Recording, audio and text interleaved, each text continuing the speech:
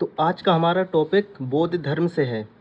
अगर आपने अभी इम्पोर्टेंट एग्ज़ाम को अभी सब्सक्राइब नहीं किया तो सब्सक्राइब कर लें। अगर इससे पहले कोई पुरानी वीडियो नहीं देखी आपने, तभी पुरानी वीडियो, इससे पहले हमने जैन धर्म पढ़ा दिया है, सिंधु घाटी सभ्यता पढ़ा दिया है, हड़प्पा सभ्यता पढ़ा दिया है, प्रागैतिहासिक काल पढ़ा दिया, पूरा पाषाण काल पढ़ा दिया। अगर इसकी पुरानी वीडियो सभी इसमें डली हैं, अगर डिटेल में जानना है कौन कौन से पॉइंट आते हैं, कैसे आते हैं, तो हम पढ़ सकते हैं। और इस वीडियो को अभी लाइक कर दें और दोस्तों के साथ शेयर करें। तो बौद्ध धर्म का आज का टॉपिक है। तो बौद्ध धर्म में इम्पोर्टेंट पॉइंट क्या क्या है, ये देखो। अभी अभी मैंने इसके नोट्स बनाए हैं। तो 30/9/2024, अभी 30 सितंबर को ये नोट्स बनाए हैं। तो इम्पोर्टेंट पॉइंट क्या क्या है बौद्ध धर्म में, कौन कौन से क्या क्या पढ़ना है अपन को, पहले ये पॉइंट जानना होता है कि हम इसमें क्या क्या बताएंगे आपको। कि बौद्ध धर्म का परिचय, ये पॉइंट होता है बौद्ध धर्म का परिचय, कि बौद्ध धर्म क्या है। गौतम बुद्ध का जीवन परिचय भी बताएंगे।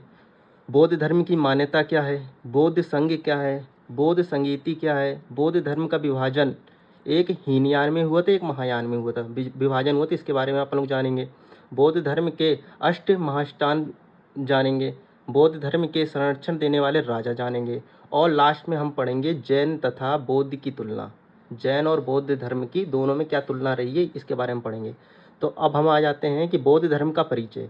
अब बौद्ध धर्म के परिचय में हमें क्या पढ़ना है कि ये बौद्ध धर्म का परिचय क्या कहलाता है कि 6वीं शताब्दी ईसा पूर्व 600 BC, मतलब ईसा पूर्व में आया था बौद्ध धर्म। भारत की लोकप्रिय धर्मों में से एक है बौद्ध धर्म। यह मध्य मार्ग पर आधारित है। बौद्ध धर्म के संस्थापक गौतम बुद्ध थे। एग्जाम में आपके पूछते हैं, ये देखो कि बौद्ध धर्म के संस्थापक कौन है। ये बिल्कुल इजी से इजी क्वेश्चन ऐसे एग्जाम में आपके पूछा जाता है। तो आपको बताना है गौतम बुद्ध। बौद्ध धर्म के संस्थापक कौन है, गौतम बुद्ध है। ठीक है। अब हमें क्या पढ़ना है कि गौतम बुद्ध का जीवन परिचय पढ़ना है। तो गौतम बुद्ध का जीवन परिचय अगर आप इसको ऐसे ही देखेंगे या कुछ भी मैं बताऊंगा नहीं तो आपको कुछ समझ में नहीं आएगा, क्योंकि ये मैंने नोट्स बनाया। अगर आप भी ऐसी नोट्स बनाएंगे तो आपको पूरा पूरा समझ में आएगा। तो गौतम बुद्ध के जीवन परिचय में हम क्या पढ़ेंगे कि गौतम बुद्ध का शुरू से एंड तक क्या, कैसे गौतम बुद्ध ने बौद्ध धर्म के संस्थापक बने, या उनका जन्म कब हुआ, उनके माता पिता का नाम क्या था, उन लोगों ने उन्होंने घर कब छोड़ा था, कब क्या था, ये सब पढ़ेंगे। तो गौतम बुद्ध का जीवन परिचय। इनका जन्म कब हुआ था, 663 BC में। 663 ईस्वी पूर्व में इनका जन्म हुआ था नेपाल में। इनकी मृत्यु कब हुई थी, 483 BC। अगर जन्म आपने याद किया तो इसका मृत्यु, बचपन का नाम क्या था, इनके बचपन का नाम सिद्धार्थ था। इनके पिता सुद्धोधन इनके पिता क्या थे, ये शाक्य के कुल के क्षत्रिय थे।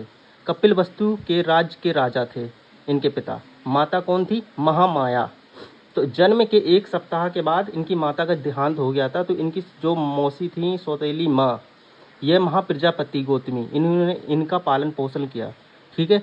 गौतम बुद्ध को शाक्य मुनि भी कहा जाता था और लाइट ऑफ एशिया भी कहा जाता था। ये आपके एग्जाम में जरूर पूछेंगे कि शाक्य मुनि किसको कहा जाता था, ये लाइट ऑफ एशिया के नाम से किसको जाना जाता था, यह आपके एग्जाम में। इनकी पत्नी का क्या नाम था, इनकी पत्नी का नाम था यशोधरा। इनके बेटा का क्या नाम था, राहुल। ये अपन लोगों ने इनके बारे में जान लिया, इनके परिवार के बारे में जान लिया। जन्म के समय भविष्यवाणी हुई थी, जब इनका जन्म हुआ था गौतम बुद्ध का, तो भविष्यवाणी हुई। जब इनका जन्म हुआ था तो क्या भविष्यवाणी हुई थी, कालदेव और कौटिल्य नामक विद्वानों द्वारा भविष्यवाणी हुई थी। साधुओं ने भविष्यवाणी की थी कि ये बालक या तो चक्रवर्ती सम्राट बनेगा, नहीं तो ये सन्यासी होगा। तो हमें इस पर थोड़ी बहुत कहानी पता होनी चाहिए कि कैसा क्या हुआ था। तो जो इनके पिताजी थे, तो उन्होंने क्या किया था कि इस डर से कि कहीं ये सन्यासी ना बन जाए, तो इस डर से इसको कहीं बाहर जाने नहीं देते थे। ठीक है।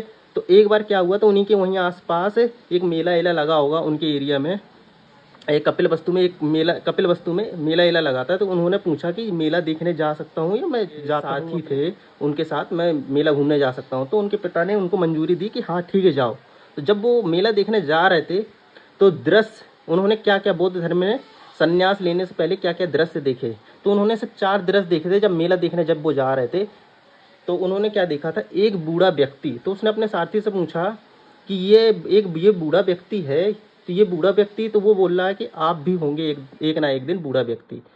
फिर एक आगे चले तो फिर उन्होंने देखा कि एक बीमार व्यक्ति। तो कह रहे ये बीमार व्यक्ति, तो कह रहे आप भी हो सकते हैं बीमार, ये प्रकृति का नियम है, कोई ना कोई बीमार होता है, बूढ़ा होता है। तो फिर आगे चले तो एक मृत्यु व्यक्ति। तो उनके साथी ने कहा एक ना एक दिन आप भी ऐसे ही मर जाएंगे, हम भी ऐसे ही मर जाएंगे। तो एक उन्होंने देखा है सन्यासी व्यक्ति। तो सन्यासी व्यक्ति जो देखा था, तो ये क्या है? तो उन्होंने कहा ये सन्यासी व्यक्ति है, इसका कुछ नहीं पता कि कल क्या होना है, आज क्या होना है, जो अभी है उसी में जीता है। और सन्यासी है, इसको ना मरने से डर है, ना बीमार होने से, ना बूढ़े होने से, कुछ नहीं। आज के दिन अगर इसकी मृत्यु हो गई तो इसको कोई प्रॉब्लम नहीं है। तो ये एक सन्यासी व्यक्ति, इन्होंने सिर्फ 4 देश देखे थे। तो इन्होंने, गौतम बुद्ध ने क्या कहा अपने सारथी से कि आप ऐसा करिए, अब वापस घुमा लीजिए, मैं मेला देखने नहीं जाऊंगा। तो ये वापस चले गए और उन्होंने मन बना लिया कि मैं भी सन्यासी बनूंगा। इन्होंने मन बना लिया। तो मैंने एक मैप बनाया है जो समझने के लिए। जब ये 29 वर्ष के थे तब ये मेला देखने जा रहे थे, तभी इन्होंने अगले दिन ही लुम्बिनी, जो कि नेपाल में है, इन्होंने अपने घर छोड़ दिया था। ठीक है, तो ये कहाँ पहुँच गए? अनोमा नदी के किनारे पहुँच गए, जो कि बिहार पहुँच गए। उन्होंने अपने सारथी और अपने साथ का जो घोड़ा था उनको वहीं छोड़ दिया कि तुम वापस जाओ और मैं यहाँ से अपना देख लूँगा, अपनी मतलब यात्रा अकेले कर लूँगा। तो उन्होंने क्या किया? अनोमा नदी से फिर वो कहाँ गए? वैशाली गए। वैशाली में उनको एक गुरु मिले जो अलार कालम गुरु मिले। तो उन्होंने क्या सिखाया इनको? तपस्या की शिक्षा सिखाई। अलार कालम गुरु जो थे पहले, तो तपस्या की शिक्षा सिखाई। फिर उनने और आगे गए तो राजगीर पहुँचे। राजगीर में रुद्रकाराम नामक गुरु मिले, उन्होंने योग की शिक्षा सिखाई। ठीक है, फिर वो कहाँ गए? फिर वो यहाँ से उर्वेला गए। उर्वेला में उन्होंने क्या की? 29 दिन की तपस्या में उन्होंने ज्ञान प्राप्त कर लिया। जो उर्वेला है, इस जगह को क्या कहते हैं? बोध गया भी कहा जाता है उर्वेला को। फिर जब उन्होंने शिक्षा प्राप्त कर ली तो उस जगह को बोध गया कहने लगे। ठीक है, इन्होंने क्या है, इन्होंने जब शिक्षा प्राप्त कर रहे थे उन्होंने वहीं पर समाधि लगाई थी। ठीक है, जब घर से निकले थे तो 29 वर्ष के थे। जब उन्होंने शिक्षा प्राप्त कर लिया तो कितने 35 वर्ष की आयु में उन्होंने ज्ञान प्राप्त कर लिया। तो उनको ज्ञान प्राप्त करने के लिए पूरे 6 साल लग गए। ये पूछते हैं कि गौतम बुद्ध को ज्ञान प्राप्त करने में कितने साल लगे? तो उनको कितने साल लगे थे? उन्होंने पूरे 6 साल लगे, जब से घर छोड़ा और अभी तक ज्ञान प्राप्त करने में पूरे 6 साल लग गए थे। ठीक है, फिर उन्होंने क्या किया? जब उन्हें ज्ञान प्राप्त हो गया तो फिर वो कहाँ गए? सारनाथ, जहाँ पर उन्होंने पहला उपदेश दिया अपना। ठीक है, तो अगर ये पूछते हैं कि सारनाथ की एग्ज़ाम में आपके पूछेंगे कि गौतम बुद्ध ने पहला उपदेश कहाँ दिया था, तो गौतम बुद्ध ने पहला उपदेश सारनाथ में दिया था। ठीक है, और आपके एग्ज़ाम में क्या पूछा जाता है? जो मैंने एक मैप आपको अभी भी बताया था तो वो तो एक शॉर्ट टाइप से था, अब इसको डिटेल में जानेंगे। बुद्ध ने ज्ञान प्राप्त की यात्रा कैसी हुई? ठीक है, तो ये प्रारंभ हुई चांद या छंदक नामक सारथी के साथ, कंथक नामक घोड़े के साथ उन्होंने ये यात्रा प्रारंभ की थी। लुम्बिनी से वो घर से निकल गए। ठीक है, और बुद्ध ने घर छोड़ दिया। बौद्ध ग्रंथों में इसे महाक्रम कहा जाता है। ठीक है, अब फिर वो क्या, जब घर छोड़ दिया लुम्बिनी से तो फिर वो कहाँ पहुँचे? अनोमा नदी के किनारे पहुँचे। तो वहाँ के बारे में थोड़ा जान लेते हैं कि यहाँ पहुँचकर बुद्ध ने अपने घोड़े और सारथी को छोड़ा। अपने जो सारथी था कौन? चांद या छंदक नामक, और घोड़ा था कंथक। इन दोनों नदी के किनारे उस जगह पे इन दोनों को छोड़ दिया और यहाँ से वह अकेले यात्रा की। ठीक है, फिर वो कहाँ पहुँचे? वैशाली पहुँचे। वैशाली में कहाँ? यहाँ अलार कालाम नामक व्यक्ति को गुरु बनाया।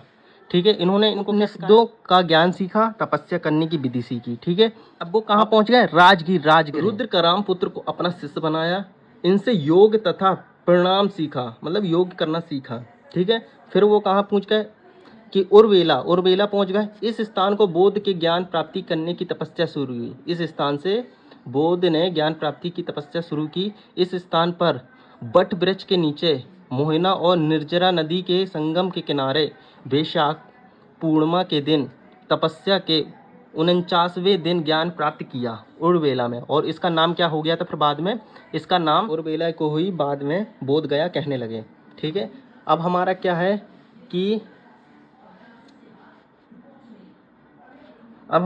कि बुद्ध को सुजाता नामक स्त्री ने खीर खिलाई और उनका उपवास तोड़ा। जब उन्होंने संन्यास पर समाधि अपनी ज्ञान प्राप्ति के लिए लगाई थी, जब उनको ज्ञान प्राप्त हो गया था, तो उस शुभ अवसर पर बुद्ध को सुजाता नामक स्त्री ने उनको खीर बनाकर एक शुभ कार्य के रूप में खिलाया।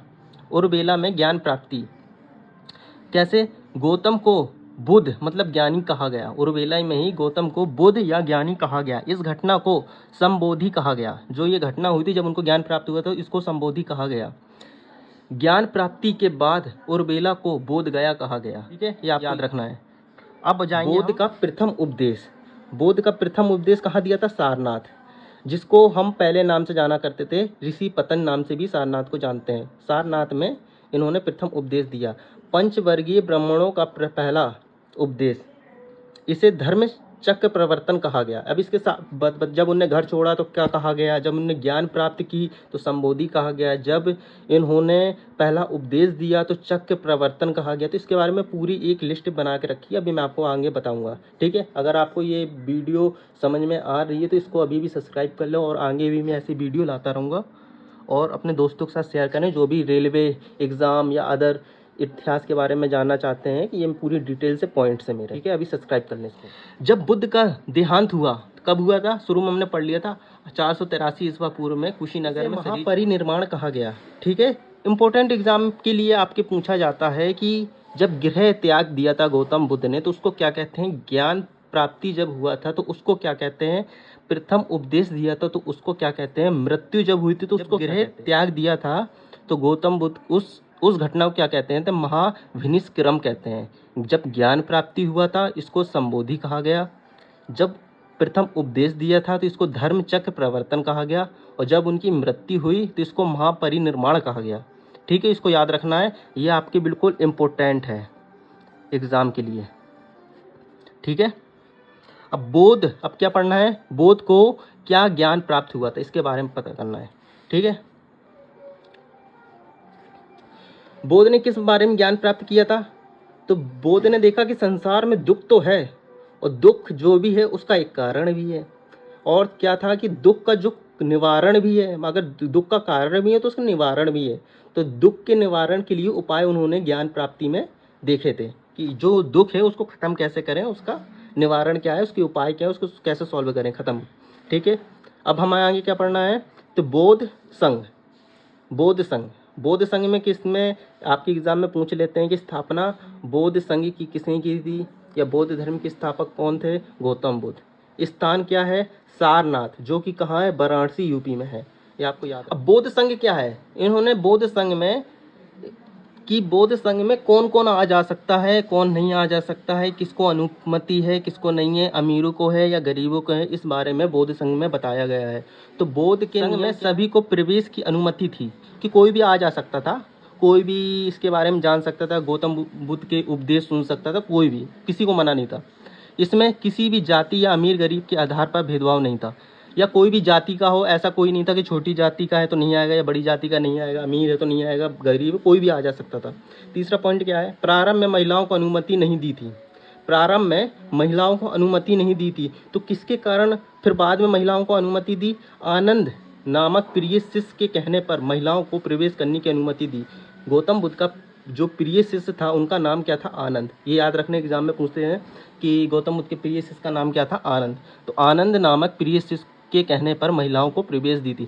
महिलाओं को प्रवेश के लिए गौतम बुद्ध ने क्यों मना किया था, इसलिए मना किया था कि पहले क्या रहता था, पहले महिलाओं को अगर कोई ज्ञान है कुछ सीखने के लिए तो लोग भी बहुत सारे होते हैं, तो वो लोग क्या कहते हैं, आकर्षित होते हैं महिलाओं से आकर्षित होने के कारण तो उनको फिर वो ज्ञान नहीं मिल पाता या वो सही से समझ नहीं पाते, उस बारे में जान नहीं पाते।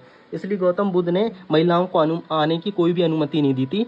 फिर आनंद नामक शिष्य ने कहा कि ऐसा नहीं, ऐसे में ज्ञान कोई भी ले जा सकता है, जिसको लेना वो लेगा, जिसको नहीं लेना नहीं लेगा। तो आनंद नामक शिष्य के कहने पर गौतम बुद्ध ने महिलाओं को अनुमति दी। ठीक है, और किसको अनुमति नहीं है, अब हम इसके बारे में पढ़ेंगे। संघ में किसे अनुमति नहीं दी थी, संघ में किसे अनुमति नहीं दी थी, तो जो 15 वर्ष की आयु पूरी किए ना हो, जिसने 15 वर्ष आयु पूरी नहीं की हो, तो मतलब ये है कि वो उसके पास अभी समझने के लिए नहीं है क्या सही है क्या गलत है, अभी एक तरह से बच्चा है। 15 वर्ष की आयु, 15 वर्ष की आयु पूरी कर ली, उसके बाद आप आ सकते हो और यहाँ पर सीख सकते हो क्या ज्ञान है गौतम बुद्ध के, क्या नहीं है। जिसके माता पिता या अभिभावक ने मना किया हो, जिसके माता पिता या उनके परिजनों ने मना किया हो तो उनको भी अनुमति नहीं है, बिना किसी अनुमति के इधर आना मना है। अब अगर आपके माता पिता मना कर रहे हैं, अगर आपको आना है तो फिर हम अनुमति नहीं दे सकते क्योंकि वो आपके माता पिता। चोर, लुटेरे, हत्या, गुलाम दास, राजाओं की, जो गुलाम दास हैं वो राजाओं के दास रहते थे, इनको भी अनुमति नहीं थी। चोर क्या था, पता नहीं चोरी कर ले जाए, लुटेरे मतलब कुछ चुरा लूट के ले जाए, अभी आया है। हत्या मतलब किसी जुर्म से यहाँ पर छुप के आ गया कि मैं साधु संत हूँ, इसलिए उनको अनुमति नहीं थी। जो गुलाम दास हैं वो क्या थे, राजा उनको खान पान कर रहे हैं तो वो राजा ही के रहेंगे, राजा के दास हैं, तो इसलिए उनको अनुमति नहीं दी थी कि अगर आप हमारे यहाँ आते हैं तो आप हमारे यहाँ आते तो हमारे दास बन के रहेंगे, ना कि अदर के। अगर आप अदर के भी दास बनते हैं तो आपके लिए अनुमति नहीं है। अगर आप हमारे यहाँ आते हैं तो हमारे ही दास बन के रहेंगे। और अगला पॉइंट क्या कहता है, मानसिक रोगों को भी नहीं था।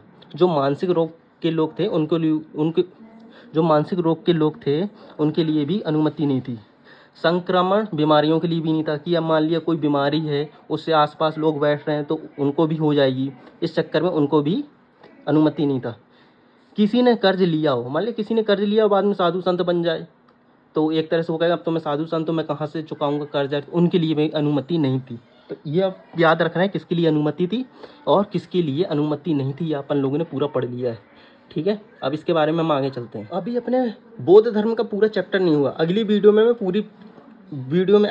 मैं पूरा चैप्टर खत्म कर दूंगा। ठीक, ये वीडियो ज़्यादा लंबी हो जाएगी, इसलिए अगली वीडियो के लिए आप इंतज़ार करें। इसमें मैं आपको बताऊंगा कि संघ की इमारतें क्या थे, कौन कैसे रहता था, कौन कैसे नहीं, जो गौतम बुद्ध में जो भी उनके भिक्षु थे उनको, वो लोग कैसे रहते थे, उधर के लोग कैसे रहते थे, जो गौतम बुद्ध के धर्म को अपनाए थे उनके साथ रहा करते थे, कैसे रहा करते थे, कौन सा त्यौहार मनाते थे, कौन सा नहीं बनाते थे।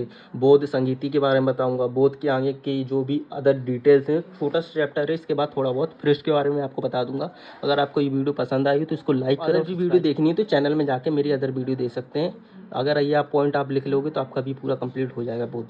और ये कहानी के रूप में है, बस थोड़ा सा आप देख भी लोगे तो आपको याद हो जाएगा। अगर आप नोट्स भी नहीं बना रहे तो उसको पढ़ भी लोगे तो आपका पूरा याद हो जाएगा और जल्दी से आप हमारे इम्पोर्टेंट एग्ज़ाम को सब्सक्राइब कर लें और लाइक करें। Thank you.